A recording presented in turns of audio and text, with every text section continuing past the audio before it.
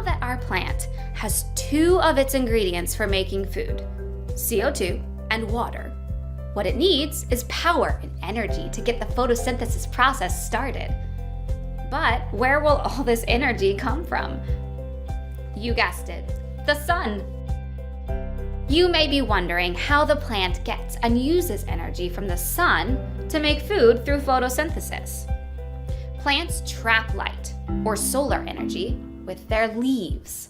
Inside the leaves are structures called chloroplasts. Remember them? They are where the CO2 and water are patiently waiting to be turned into food for the plant. The chloroplasts are like the plant's kitchen. Much of the food-making action happens here. It is in the chloroplasts that the solar energy is turned into chemical energy. This new chemical energy makes glucose, a type of sugar. This sugar is what the plants use for food.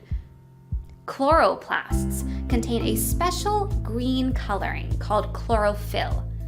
Chlorophyll has a big job to do. It is responsible for trapping and taking in all of the sun's energy. Chlorophyll gets the photosynthesis process started. Here's an interesting fact about chlorophyll. The light from the sun has many colors. However, chlorophyll doesn't need all of these colors to start photosynthesis. It only needs and absorbs red and blue wavelengths.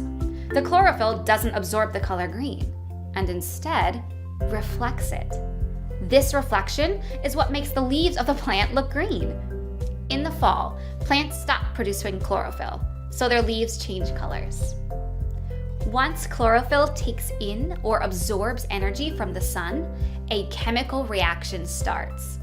This energy combines with the CO2 and water that have been stored in the chloroplasts. When the CO2, water, and solar energy react together, they produce a sugar that the plant can use for food. This is not the same type of refined sugar we find in candy or cookies, but rather it is a simple sugar called glucose.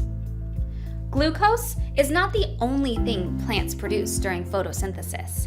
As the glucose is being made in the chloroplasts, plants are also making oxygen. Wow, our plant really got cooking. Let's make sure we know its recipe. Question 1. What is the name of the leaf structures in which plants trap solar energy? A. Organelles. B. Chloroplasts. C. Glucose. D. Oxygen. The correct answer is B. Chloroplasts are the leaf structures in which plants trap solar energy. Question 2. Which of the sunlight's colors does chlorophyll absorb? A. Red. B. Blue. C. Green. D. A and B. The correct answer? D.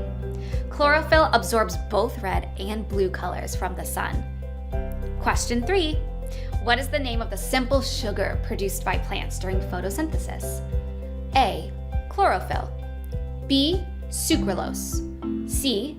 Glucose. D. Fructose.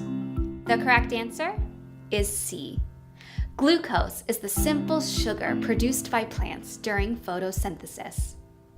Earlier, we learned that during photosynthesis, plants produce glucose, a simple sugar they need to grow.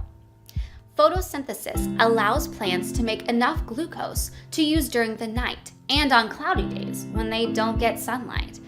This extra glucose is stored in the plant's leaves. We also learned that during photosynthesis, plants produce oxygen. Plants don't need this oxygen, but we do. The oxygen produced by plants is released into the atmosphere through the stomata, the window-like openings in the leaves that allowed the CO2 into the plant at the beginning of the process. When we breathe in the oxygen released by plants, we then breathe out CO2. And guess what? The whole process begins again. Here's a thinking question. Why are green plants important to both people and animals?